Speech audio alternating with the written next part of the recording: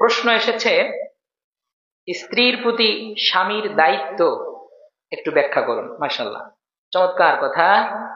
স্ত্রীর প্রতি স্বামীর দায়িত্ব, সারা জীবন আপনারা ওয়াজ শুনেছেন স্বামীর খেদমত, মানে স্বামীর প্রতি স্ত্রীর দায়িত্ব।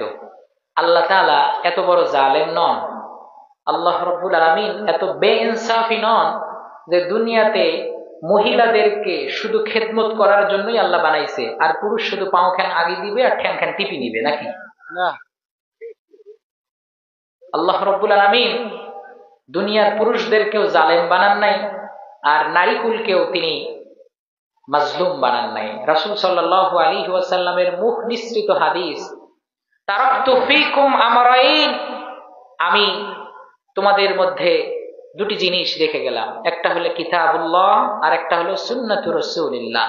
এই সুন্নতের মধ্যে রাসূল সাল্লাল্লাহু আলাইহি ওয়াসাল্লাম যে কথাটি বলে গিয়েছেন, মা আকরামান নিসাআ ইল্লা কারীম ওয়ালা আহানাহুন্না ইল্লা লাঈন, অর্থাৎ নিচু মনের মানুষ, যাদের চরিত্রের মধ্যে কোনো পুরুষত্ব নেই, যাদের কোনো আত্মমর্যাদা নেই, যাদের কোনো পার্সোনালিটি নেই, এরকম ব্যক্তিগুলোই নারীর উপরে জুলুম করে।